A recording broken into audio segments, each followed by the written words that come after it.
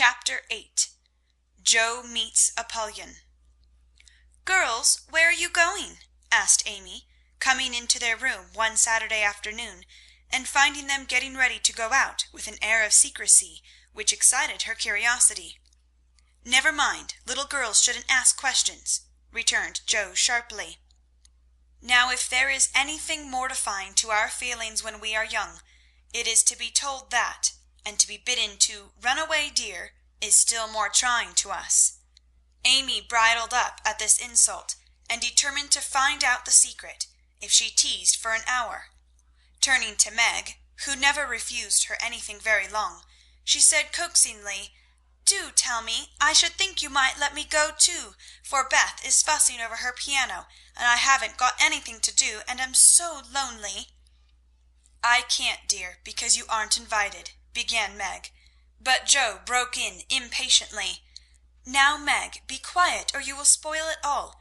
You can't go, Amy, so don't be a baby and whine about it." "You are going somewhere with Laurie. I know you are. You were whispering and laughing together on the sofa last night, and you stopped when I came in. Aren't you going with him?"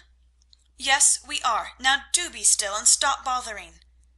Amy held her tongue, but used her eyes, and saw Meg slip a fan into her pocket. I know, you're going to the theatre to see the Seven Castles," she cried, adding resolutely, "and I shall go, for mother said I might see it, and I've got my rag money, and it was mean not to tell me in time." "Just listen to me a minute, and be a good child," said Meg soothingly. "Mother doesn't wish you to go this week, because your eyes are not well enough yet to bear the light of this fairy piece. Next week you can go with Beth and Hannah, and have a nice time." "I don't like that half as well as going with you and Laurie. Please let me. I've been sick with this cold so long and shut up. I'm dying for some fun. Do, Meg. I'll be ever so good," pleaded Amy, looking as pathetic as she could. "Suppose we take her. I don't believe mother would mind, if we bundle her up well," began Meg. "If she goes, I shan't, and if I don't, Laurie won't like it, and it will be very rude after he invited only us to go and drag in Amy. I should think she'd hate to poke herself where she isn't wanted," said Joe crossly, for she disliked the trouble of overseeing a fidgety child when she wanted to enjoy herself. Her tone and manner angered Amy, who began to put on her boots, saying, in her most aggravating way, "I shall go. Meg says I may, and if I pay for myself, Laurie hasn't anything to do with it." "You can't sit with us, for our seats are reserved, and you mustn't sit alone, so Laurie will give you his place, and that will spoil our pleasure. Or he'll get another seat for you, and that isn't proper when you weren't asked. You shan't stir a step, so you may just stay where you are," scolded Joe, crosser than ever, having just pricked her finger in her hurry.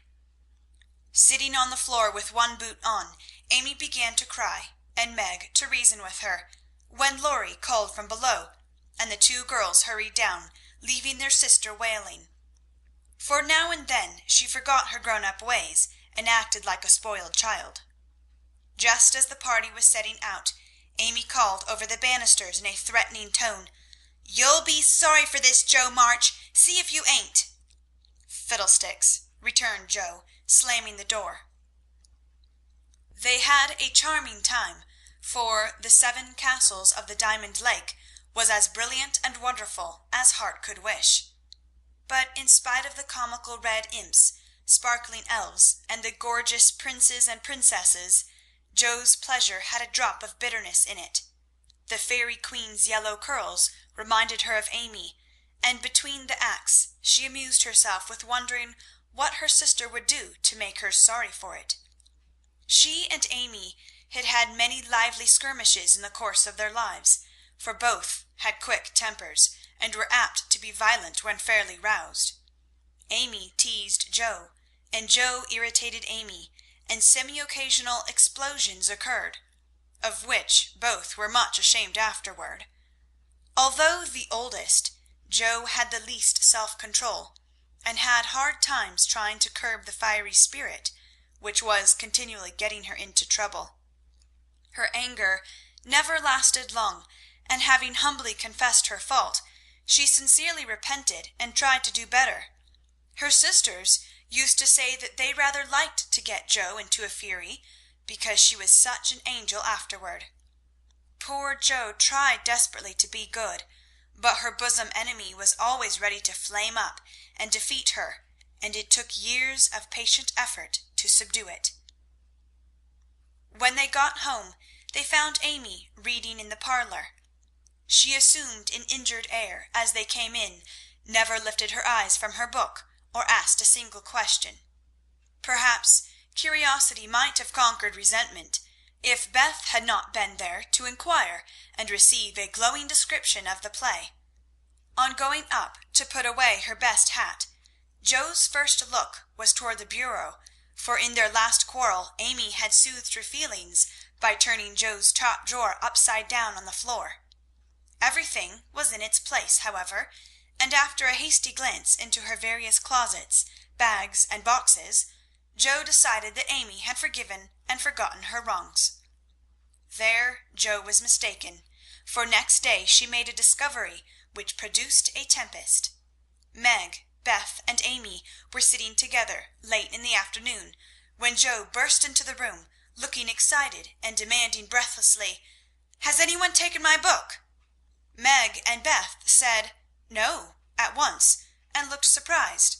Amy poked the fire and said nothing. Jo saw her colour rise, and was down upon her in a minute. "Amy, you've got it." "No, I haven't." "You know where it is, then." "No, I don't." "That's a fib," cried Jo, taking her by the shoulders, and looking fierce enough to frighten a much braver child than Amy. "It isn't. I haven't got it. Don't know where it is now, and don't care." "You know something about it, and you'd better tell at once, or I'll make you," and Jo gave her a slight shake.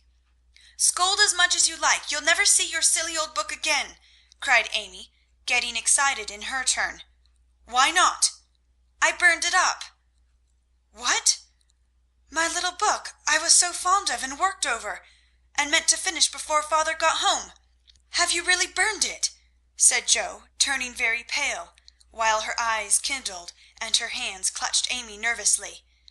"Yes, I did. I told you I'd make you pay for being so cross yesterday, and I have, so—" Amy got no further, for Jo's hot temper mastered her, and she shook Amy till her teeth chattered in her head, crying in a passion of grief and anger, "You wicked, wicked girl! I never can write it again, and I'll never forgive you as long as I live." Meg flew to rescue Amy, and Beth to pacify Jo. But Jo was quite beside herself, and with a parting box on her sister's ear, she rushed out of the room, up to the old sofa in the garret, and finished her fight alone. The storm cleared up below, for Mrs. March came home, and having heard the story, soon brought Amy to a sense of the wrong she had done her sister. Jo's book was the pride of her heart, and was regarded by her family as a literary sprout of great promise.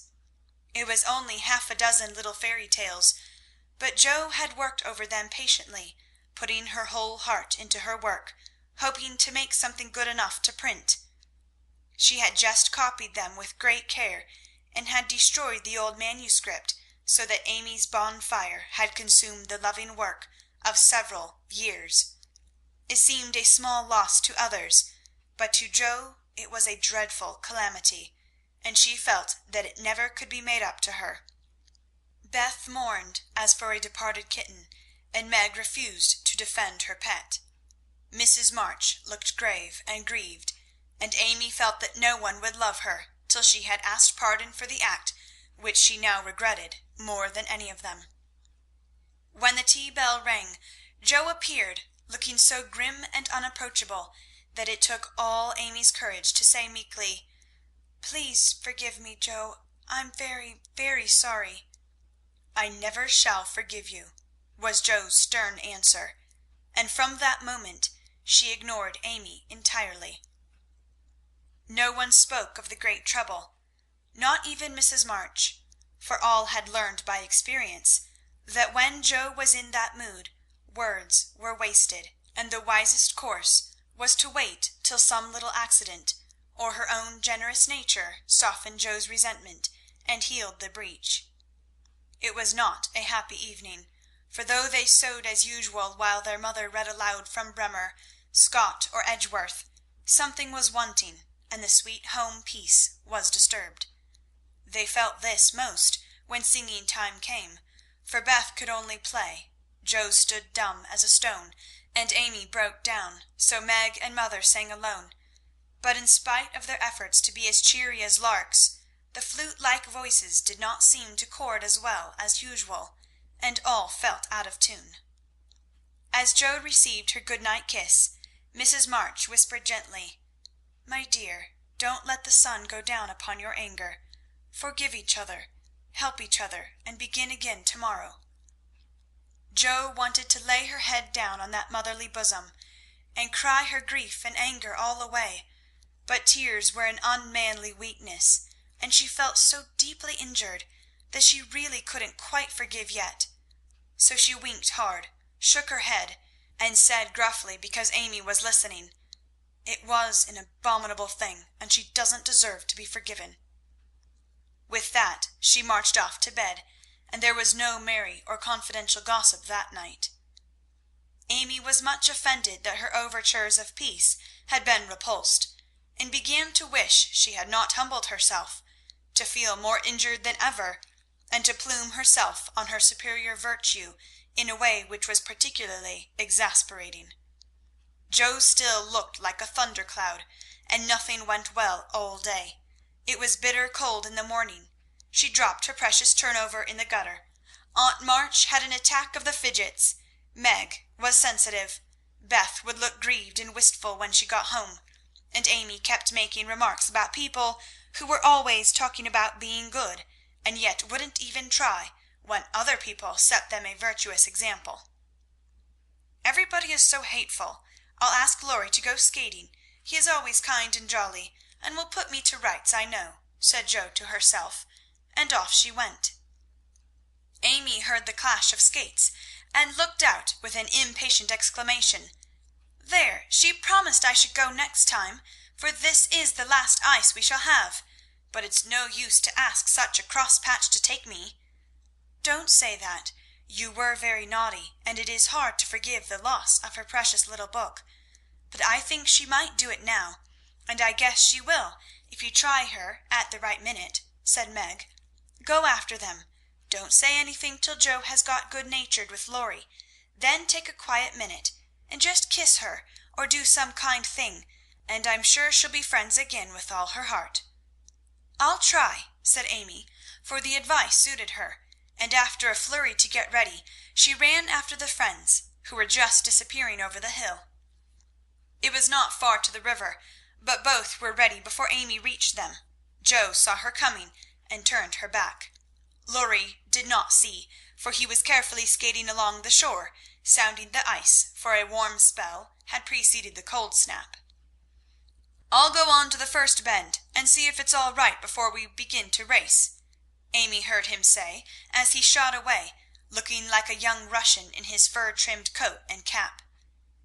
Joe heard Amy panting after her run, stamping her feet and blowing on her fingers as she tried to put her skates on, but Joe never turned, and went slowly zigzagging down the river, taking a bitter, unhappy sort of satisfaction in her sister's troubles. She had cherished her anger till it grew strong and took possession of her, as evil thoughts and feelings always do unless cast out at once. As Laurie turned the bend, he shouted back, "Keep near the shore. It isn't safe in the middle." Joe heard, but Amy was struggling to her feet and did not catch a word. Joe glanced over her shoulder, and the little demon she was harboring said in her ear, "No matter whether she heard or not, let her take care of herself."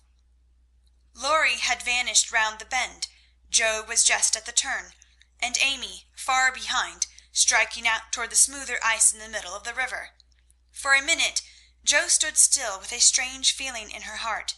Then she resolved to go on, but something held and turned her round just in time to see Amy throw up her hands and go down with a sudden crash of rotten ice, the splash of water, and a cry that made Joe's heart stand still with fear. She tried to call Laurie, but her voice was gone. She tried to rush forward, but her feet seemed to have no strength in them, and for a second she could only stand motionless, staring with a terror-stricken face at the little blue hood above the black water. Something rushed swiftly by her, and Laurie's voice cried out, "Bring a rail! Quick, quick!" How she did it she never knew, but for the next few minutes she worked as if possessed, blindly obeying Laurie, who was quite self-possessed, and lying flat, held Amy up by his arm and hockey stick, till Joe dragged a rail from the fence, and together they got the child out, more frightened than hurt. "Now then, we must walk her home as fast as we can. Pile our things on her while I get off these confounded skates," cried Laurie, wrapping his coat round Amy, and tugging away at the straps which never seemed so intricate before. Shivering, dripping, and crying, they got Amy home, and after an exciting time of it, she fell asleep, rolled in blankets before a hot fire. During the bustle, Joe had scarcely spoken, but flown about, looking pale and wild, with her things half off, her dress torn, and her hands cut and bruised by ice and rails and refractory buckles. When Amy was comfortably asleep, the house quiet, and Mrs. March sitting by the bed, she called Joe to her and began to bind up the hurt hands. "Are you sure she is safe?" whispered Joe, looking remorsefully at the golden head, which might have been swept away from her sight forever under the treacherous ice. "Quite safe, dear. She is not hurt, and won't even take cold, I think. You were so sensible in covering and getting her home quickly," replied her mother cheerfully. "Laurie did it all. I only let her go. Mother, if she should die, it would be my fault." And Joe dropped down beside the bed in a passion of penitent tears, telling all that had happened, bitterly condemning her hardness of heart, and sobbing out her gratitude for being spared the heavy punishment which might have come upon her. "It's my dreadful temper. I tried to cure it. I think I have, and then it breaks out worse than ever. Oh, mother, what shall I do? What shall I do?" cried poor Joe in despair. "Watch and pray, dear. Never get tired of trying, and never think it is impossible to conquer your fault," said Mrs. March, drawing the blousy head to her shoulder and kissing the wet cheek so tenderly that Joe cried even harder. "You don't know, you can't guess how bad it is. It seems as if I could do anything when I'm in a passion. I get so savage I could hurt anyone, and enjoy it. I'm afraid I shall do something dreadful some day, and spoil my life and make everybody hate me. Oh, mother, help me! Do help me!" "I will, my child, I will. Don't cry so bitterly, but remember this day, and resolve with all your soul that you will never know another like it. Joe, dear, we all have our temptations, some far greater than yours, and it often takes us all our lives to conquer them. You think your temper is the worst in the world, but mine used to be just like it." "Yours, mother? Why, you are never angry!" And for the moment Joe forgot remorse in surprise. "I've been trying to cure it for 40 years, and have only succeeded in controlling it. I am angry nearly every day of my life, Joe, but I have learned not to show it, and I still hope to learn not to feel it, though it may take me another 40 years to do so." The patience and the humility of the face she loved so well was a better lesson to Joe than the wisest lecture, the sharpest reproof. She felt comforted at once by the sympathy and confidence given her. The knowledge that her mother had a fault like hers, and tried to mend it, made her own easier to bear, and strengthened her resolution to cure it, though 40 years seemed rather a long time to watch and pray to a girl of 15. "Mother, are you angry when you fold your lips tight together, and go out of the room sometimes when Aunt March scolds or people worry you?" asked Joe, feeling nearer and dearer to her mother than ever before. "Yes, I've learned to check the hasty words that rise to my lips, and when I feel that they mean to break out against my will, I just go away for a minute, and give myself a little shake for being so weak and wicked," answered Mrs. March, with a sigh and a smile, as she smoothed and fastened up Joe's dishevelled hair. "How did you learn to keep still? That is what troubles me, for the sharp words fly out before I know what I'm about, and the more I say the worse I get, till it's a pleasure to hurt people's feelings and say dreadful things. Tell me how you do it, Marmee dear." "My good mother used to help me." "As you do us," interrupted Joe, with a grateful kiss. "But I lost her when I was a little older than you are, and for years had to struggle on alone, for I was too proud to confess my weakness to any one else. I had a hard time, Joe, and shed a good many bitter tears over my failures, or in spite of my efforts I never seemed to get on. Then your father came, and I was so happy that I found it easy to be good. But by and by, when I had 4 little daughters round me, and we were poor, then the old trouble began again, for I am not patient by nature, and it tried me very much to see my children wanting anything." "Poor mother, what helped you then?" "Your father, Joe. He never loses patience, never doubts or complains, but always hopes, and works and waits so cheerfully that one is ashamed to do otherwise before him. He helped and comforted me, and showed me that I must try to practice all the virtues I would have my little girls possess, for I was their example. It was easier to try for your sakes than for my own. A startled or surprised look from one of you, when I spoke sharply, rebuked me more than any words could have done, and the love, respect, and confidence of my children was the sweetest reward I could receive for my efforts to be the woman I would have them copy."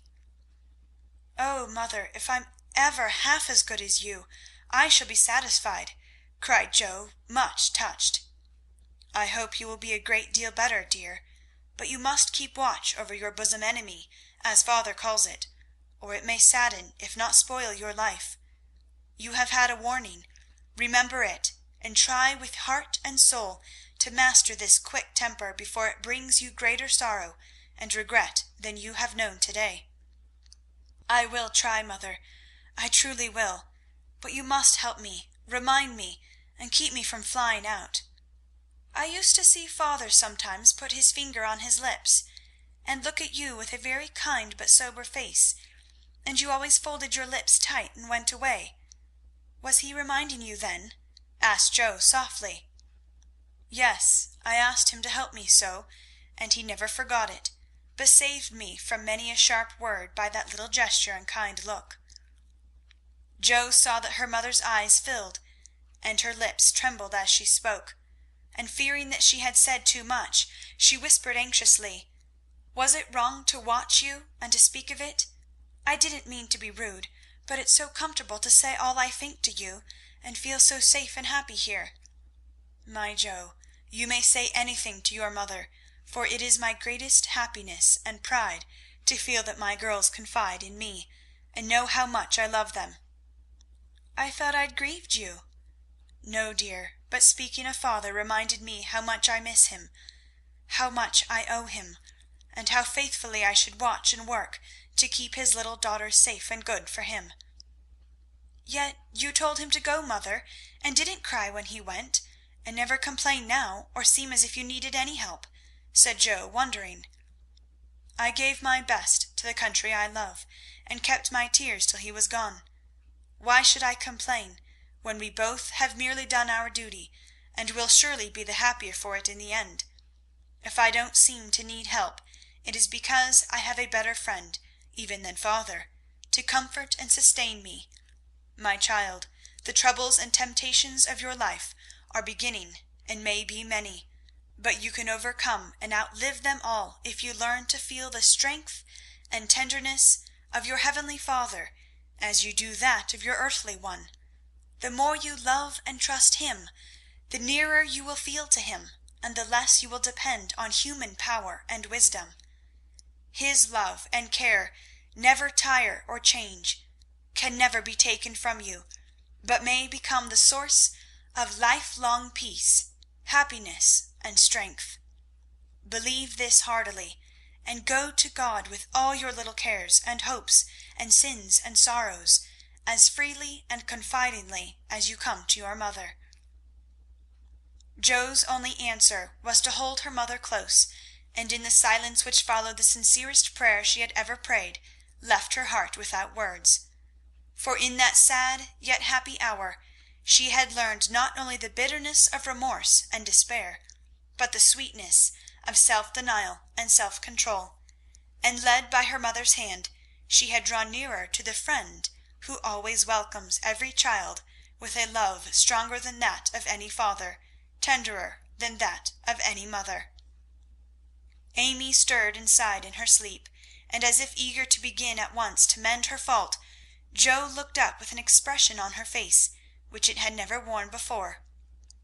"I let the sun go down on my anger. I wouldn't forgive her, and to-day, if it hadn't been for Lorry, it might have been too late. How could I be so wicked?" said Jo half aloud, as she leaned over her sister, softly stroking the wet hair scattered on the pillow. As if she heard, Amy opened her eyes and held out her arms, with a smile that went straight to Jo's heart. Neither said a word, but they hugged one another close, in spite of the blankets, and everything was forgiven and forgotten in one hearty kiss. End of chapter 8.